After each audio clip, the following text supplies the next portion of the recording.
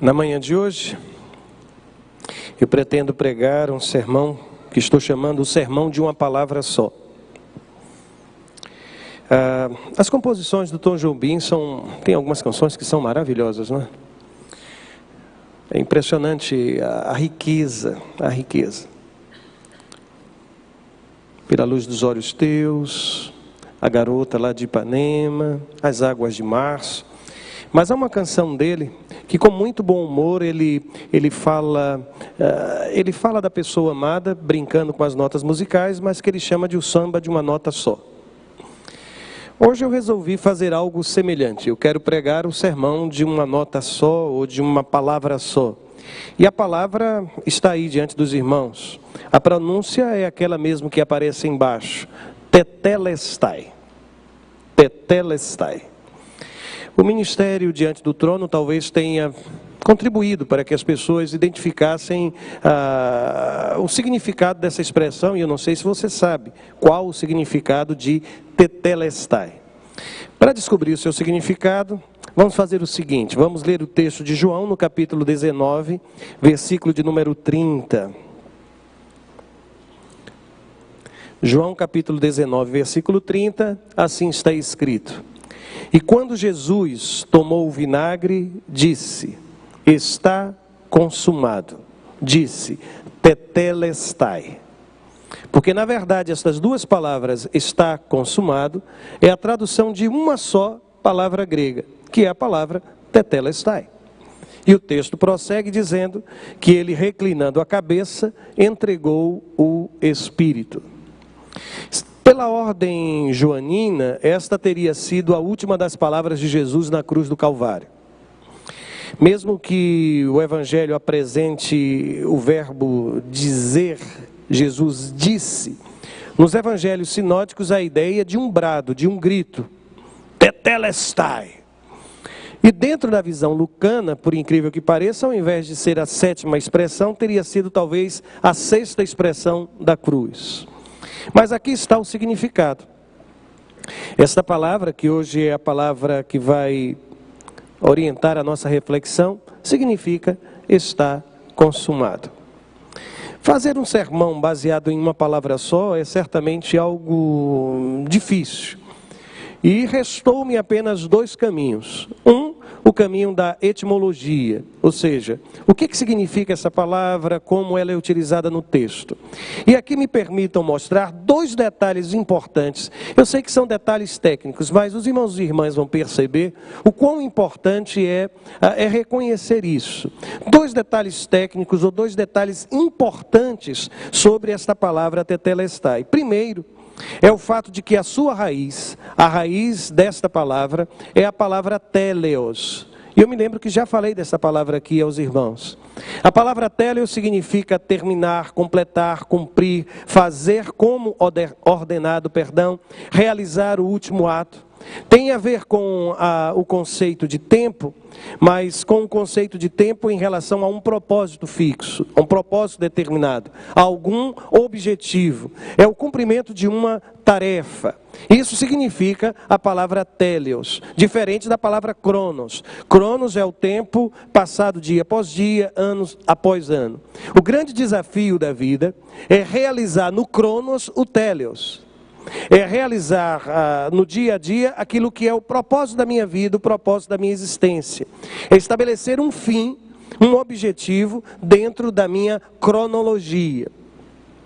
O segundo detalhe que para mim é também importante é que a palavra tetelestai aqui, ela está no tempo perfeito. E alguém vai me perguntar: pastor, o que significa isso? Não é um gerúndio, não é que ele estivesse dizendo eu estou consumando. E tampouco é um futuro, eu irei fazer isto. Na verdade, quando o tempo aparece na forma perfeita, o que o texto está dizendo é que foi feito e de uma vez para sempre. Foi concluída a obra que Jesus executou na sua vida, o seu ministério, o propósito da sua existência foi concluído. E mais ainda, por estar na voz passiva, eu posso entender que Jesus está dizendo assim: em mim tudo foi consumado. Na minha vida, tudo foi consumado.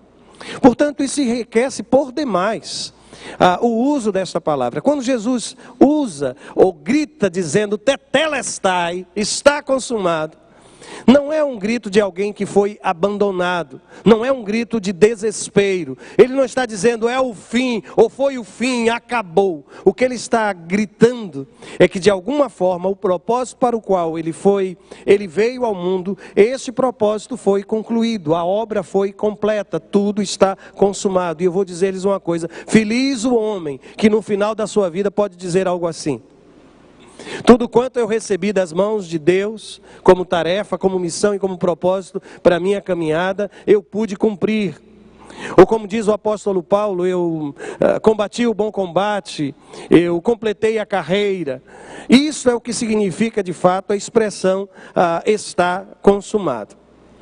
Restou-me uma segunda alternativa: pensar quanto à questão etimológica da palavra, o seu significado, a aplicação no texto, mas também pensar naquilo que os estudiosos chamam de uso linguístico. O que é isto?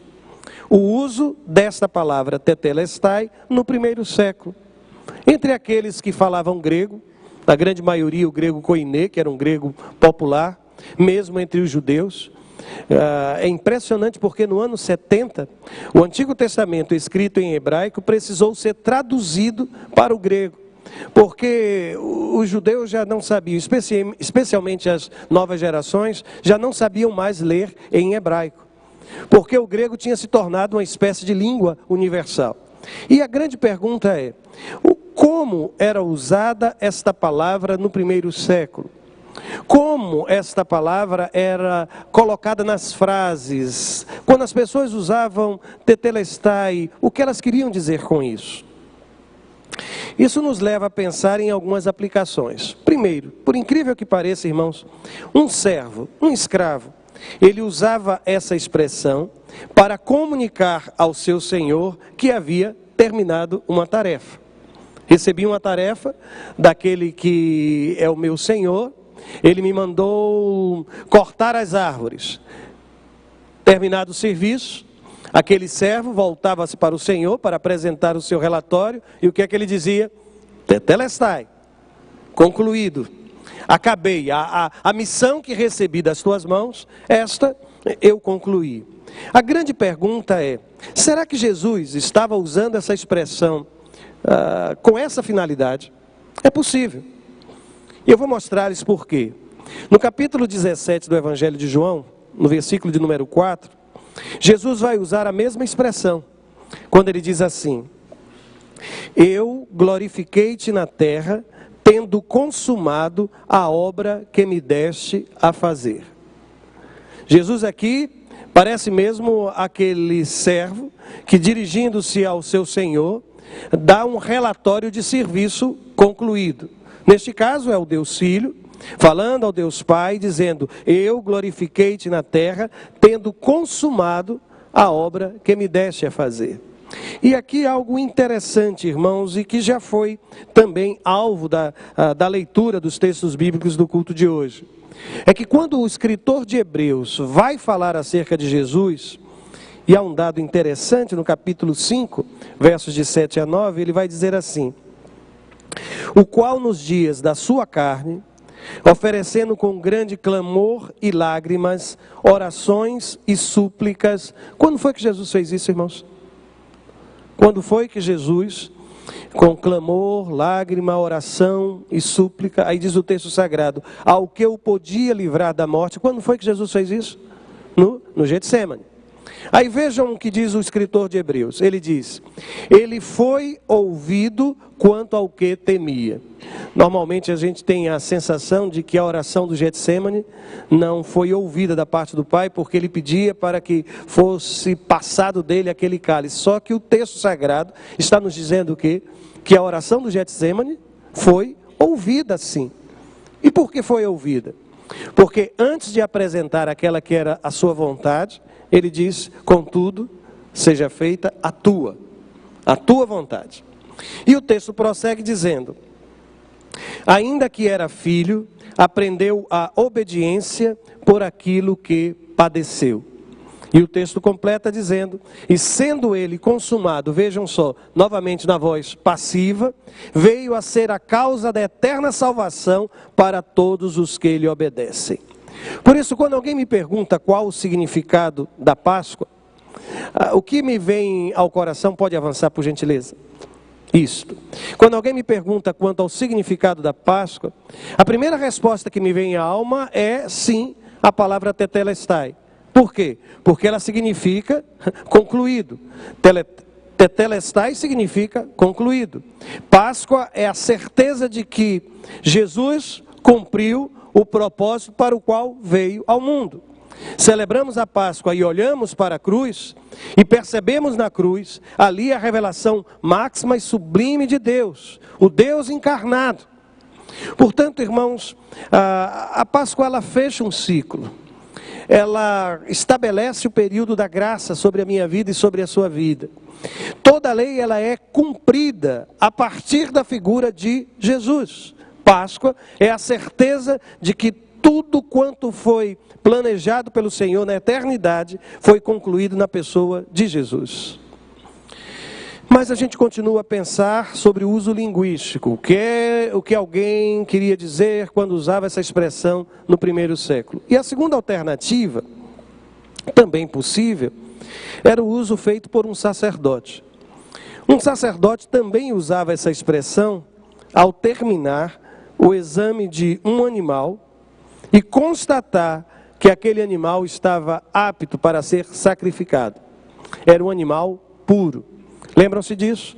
Que deveria ser ofertado ao Senhor um animal sem mácula, uma ovelha sem mancha, um cordeiro sem mancha. Então eles eram, de alguma forma, examinados pelo sacerdote. Concluído o exame, o que é que o sacerdote dizia? Tetelestai, está consumado. Pode levá-lo. Este animal pode ser sacrificado. É bem verdade que quando a corrupção alcançou o templo de Jerusalém, os irmãos se lembram daquele dia em que Jesus revirou as mesas dos cambistas e tudo mais? A ideia do câmbio é porque, na verdade, quem tinha uma moeda romana, tinha uma moeda com a imagem do imperador. Como o Antigo Testamento dizia e diz que não deveria ser feita imagem absolutamente de nada, nem no céu, nem na terra, nem debaixo da terra, uma moeda como aquela não poderia ser colocada nos cofres do templo, porque era uma moeda que trazia uma imagem. Então ali estava a tarefa dos cambistas. E é bem verdade que o câmbio feito assim na porta do templo, ele favorecia a quem trabalhava com isso. Por outro lado, o texto diz que também ali haviam animais. O que significava isso? É que algumas vezes o sacerdote encontrava defeito no animal que sequer tinha defeito. Você vinha, trazia o seu animal de casa, do seu rebanho, ele examinava o animal e ele dizia: este daqui não presta não. E aquele homem que veio de tão longe dizia: mas eu vim aqui para sacrificar. Ele disse: não tem problema, eu tenho aqui já alguns animais que estão tetelestai, que já foram examinados, que já podem ser sacrificados. E aquele homem tinha que comprar aqueles animais. Vejam, irmãos, como era o sistema, né? Corrupto. Você pode comprar esse animal, e esse animal sim, pode ser consagrado ao Senhor. Mas o texto sagrado, quando nos ensina e quando fala acerca de Jesus, será que também isso poderia ser aplicado a Jesus? Quero relembrá-lo também na teologia joanina, aquilo que está escrito no primeiro capítulo, no versículo 29. Palavras de João Batista quando ele avista Jesus. Ele diz: no dia seguinte, João viu a Jesus que vinha para ele e disse: eis o Cordeiro de Deus que tira o pecado do mundo. É como se João Batista estivesse olhando para Jesus e estivesse dizendo o que, irmãos? Tetelestai.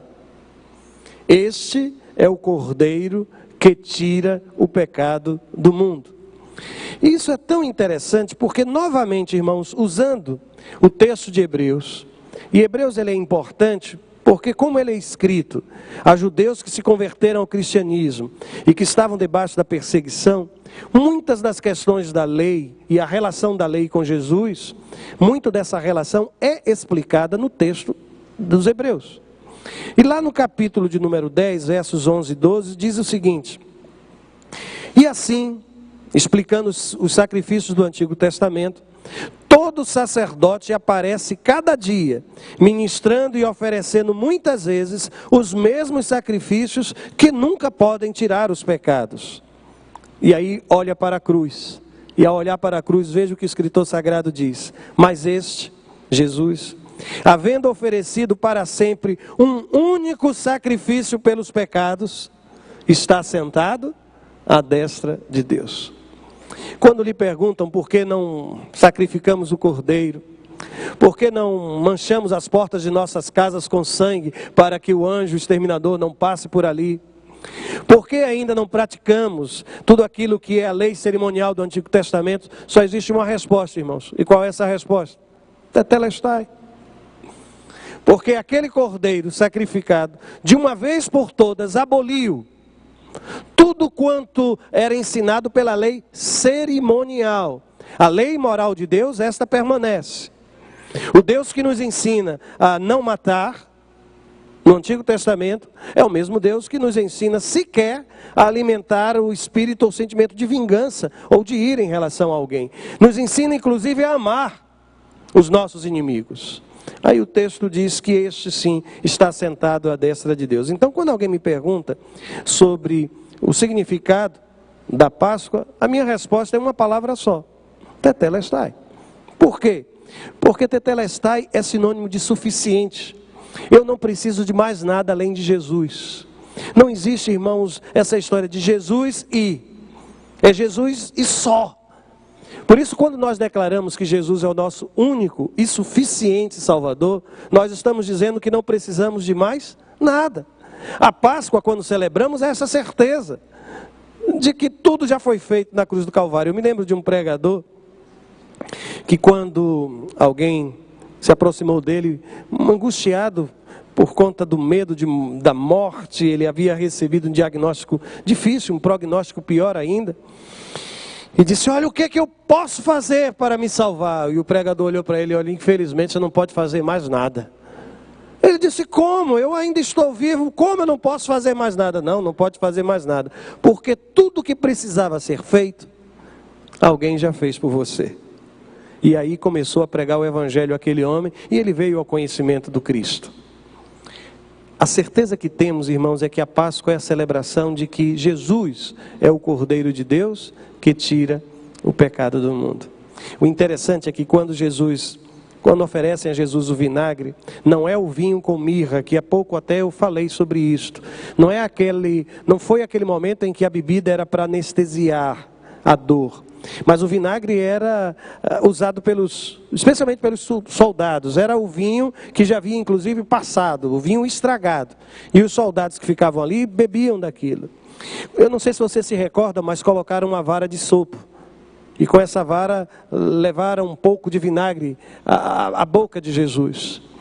Só para lembrar aos irmãos que foi uma vara de sopro lá no texto da Páscoa, que foi usada também para aspergir sangue nos umbrais da casa. Jesus é o Cordeiro de Deus que tira o pecado do mundo. Mas continue a me perguntar, sermão de uma palavra só, o que queriam aqueles homens e mulheres dizer quando usavam essa expressão?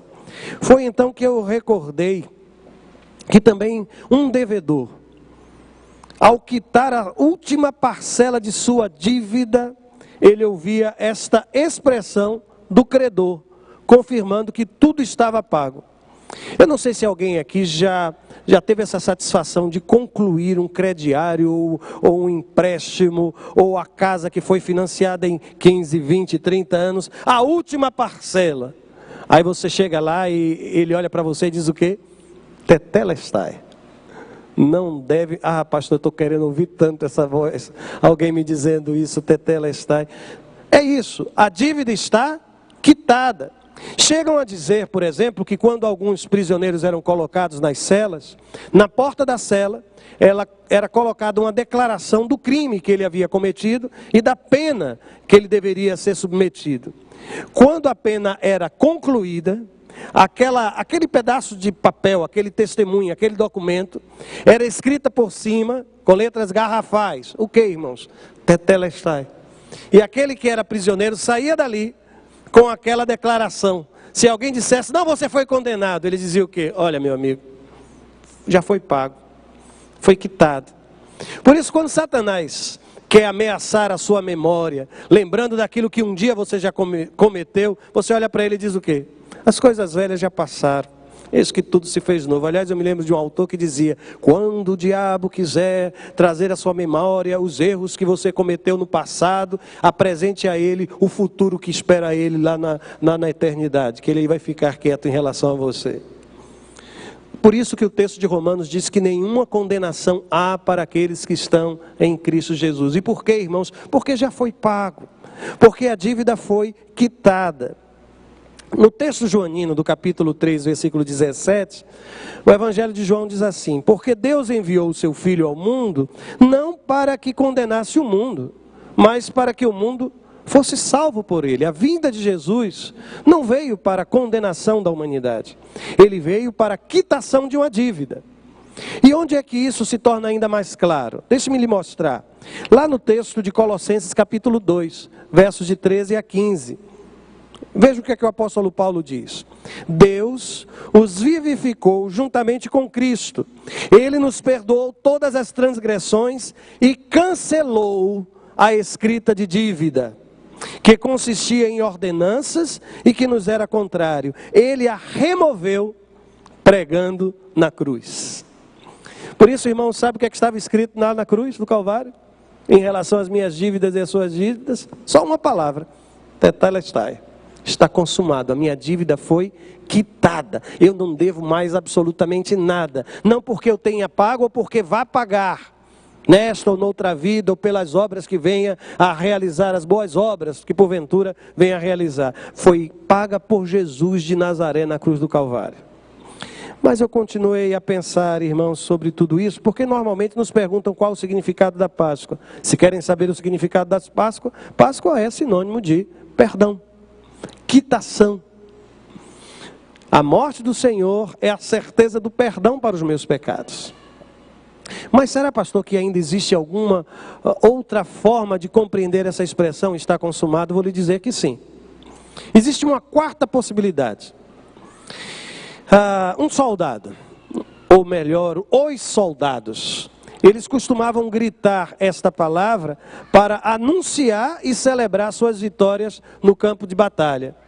Quando o exército vencia, consegue ouvir isso? Os soldados todos gritando, Tetelestai! E batendo, quem sabe, as suas espadas nos escudos, gritando, dizendo, acabou. Sinceramente, irmãos, eu não gosto nem muito de ouvir a narração dele, às vezes vou até para outros canais. Mas tem um narrador de futebol, que uma dessas copas ele gritou, acabou, acabou, é tetra, é tetra. Se ele fosse grego, ele teria gritado o quê? Tetelestai, tetelestai, é tetra, é tetra. Acabou. As batalhas acabaram, a luta acabou. É o fim, está consumado. E os soldados vinham com o general para a capital do império, e ali todos começavam a declarar isto: o peso que estava sobre nós foi eliminado, nós vencemos os nossos inimigos. A grande pergunta qual é, irmãos? Será que quando Jesus usou isto na cruz, ele também estava dizendo que a cruz é sinônimo de vitória? Claro que sim, irmãos. Na mesma teologia de João, lá no capítulo 16, versículo 33, o texto sagrado vai dizer: tenho-vos dito isso para que em mim tenhais paz. No mundo tereis aflições, mas tende bom ânimo, eu venci o mundo. E eu acho tão interessante que Jesus declara a sua vitória sobre o mundo antes mesmo de ser crucificado.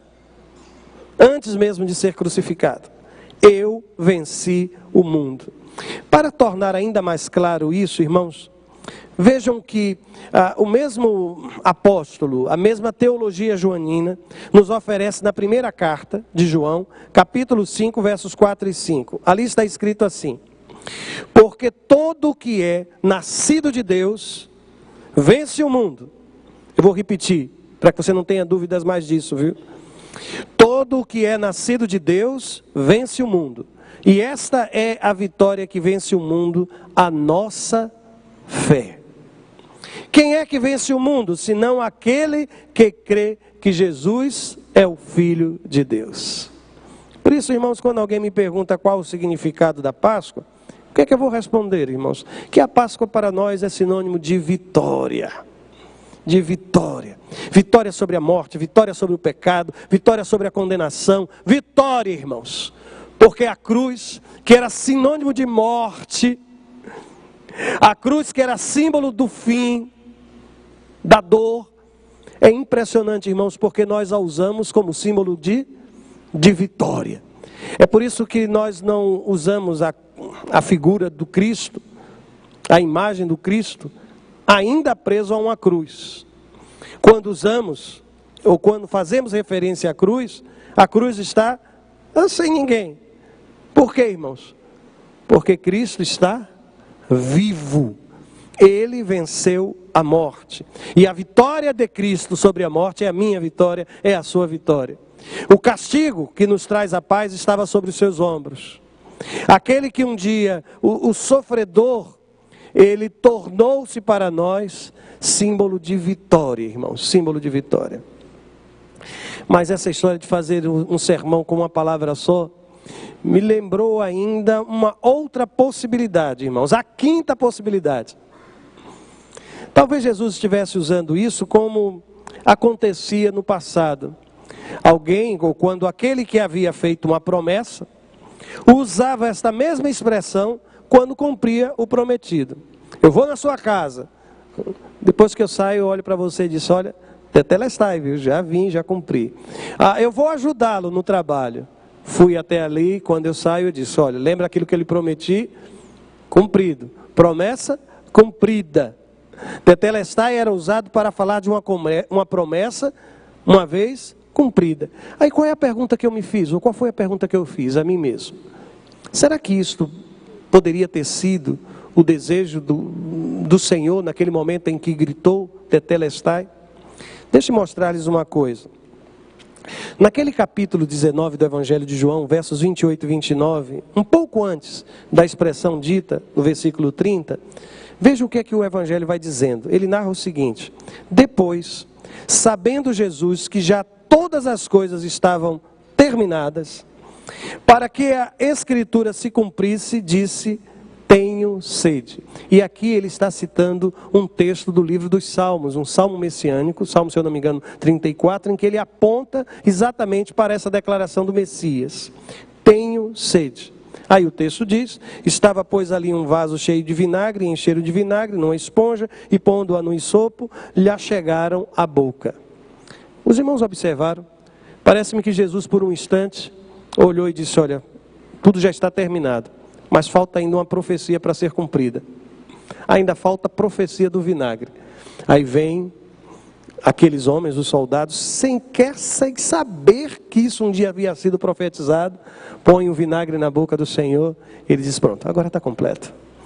Todas as promessas, todas as profecias foram cumpridas em Jesus de Nazaré, irmãos. O que o texto está dizendo é que aquele que disse que um dia havia de vir, veio. Que disse que ia morrer e ressuscitar, morreu e ressuscitou. Nós vivemos agora debaixo de uma outra promessa, de que um dia ele há de voltar, irmãos. E a mesma certeza que carregamos que as promessas um dia foram cumpridas, também esta há de ser. Por quê? Deixe-me lhe dizer, aqui está a referência do Salmo cumprido, não era o Salmo 34, não, era 69, 21. Deram-me fel por mantimento, aquele primeiro momento, e na minha sede me deram a beber vinagre. O fel foi recusado, lembram-se, misturado com vinho, e aí ele depois acrescenta no Salmo de número 69, 21, e deram-me a beber vinagre. Por isso, quando me perguntam qual o significado da Páscoa, eu respondo, irmãos, Páscoa é sinônimo de esperança.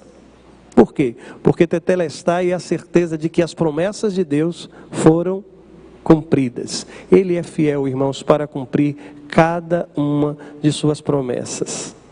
Mas eu chego ao final com esse sermão de uma palavra só, para lembrá-los e relembrá-los os 5 aspectos que parecem gravitar em torno do significado da Páscoa. A Páscoa, avance uma vez, por favor, é a certeza de que toda a obra da redenção da humanidade ela foi concluída.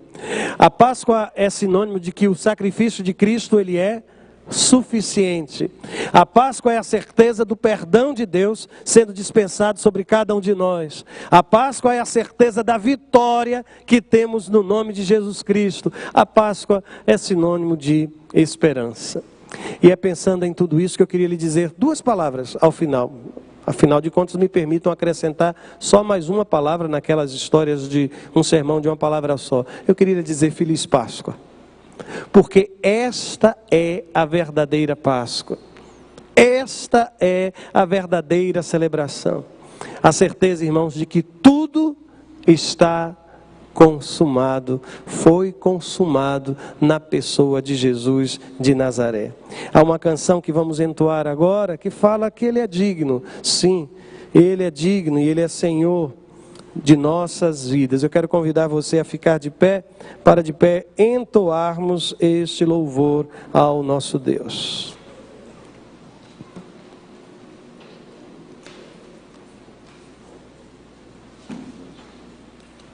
Tem uma música depois ainda.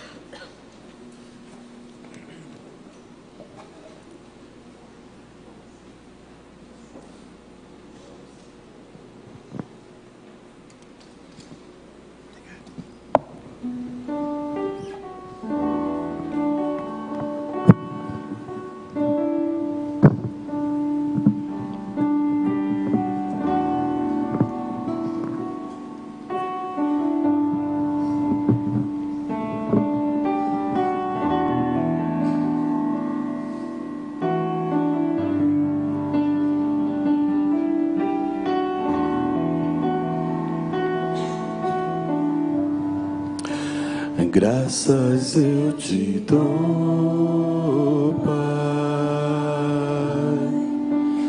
pelo preço que pago, sacrifício de amor que me comprou, ungido do Senhor. Pelos cravos em tuas mãos, graças eu te dou, ó meu Senhor. Lavou minha mente e coração, me deu perdão, restaurou minha comunhão.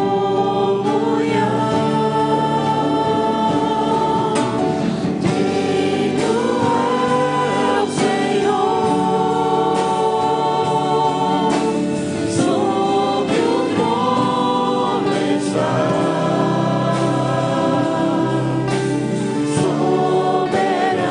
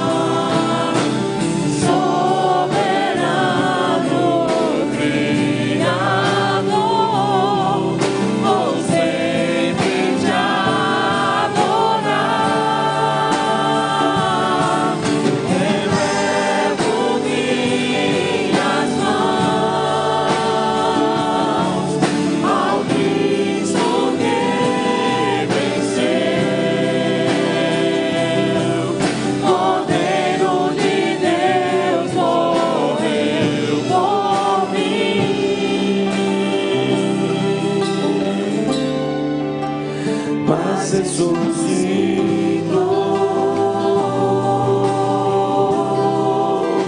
Digno é o Senhor.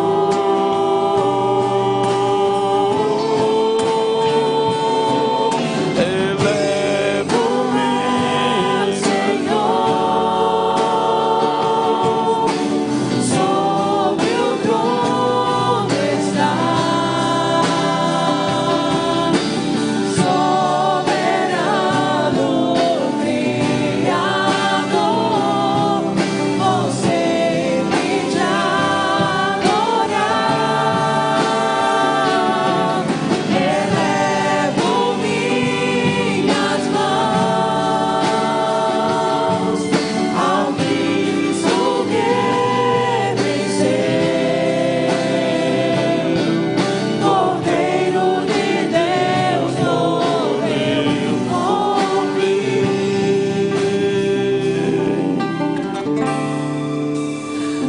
Ressuscitou,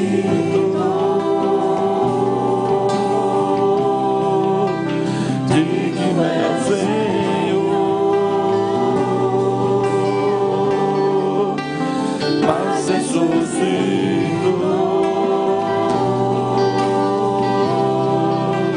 digno é o Senhor.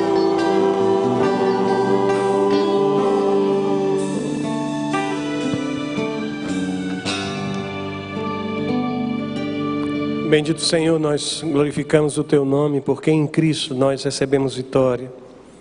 Vitória sobre a morte, vitória sobre o pecado, vitória, ó Deus, sobre a iniquidade. Nós Te agradecemos, Senhor, porque em Cristo nós renovamos a nossa esperança. Porque temos certeza, Senhor, que Tu és um Deus fiel. Um Deus que responde cada uma de nossas súplicas e que cumpre aquilo que promete. Nós Te agradecemos, Senhor, porque em Cristo nós recebemos perdão. A nossa dívida foi quitada. Quitada, Senhor. Nós Te agradecemos porque a morte do Cristo, ela é suficiente. E que a história já foi completa ali na cruz do Calvário. Que encontrar significado hoje para viver é olhar para a cruz. É se reportar ao sacrifício do Cristo e a sua vitória sobre a morte. Muito obrigado, Senhor. Muito obrigado pelo Seu imenso amor para conosco. É a oração que fazemos no nome de Jesus. Amém e amém.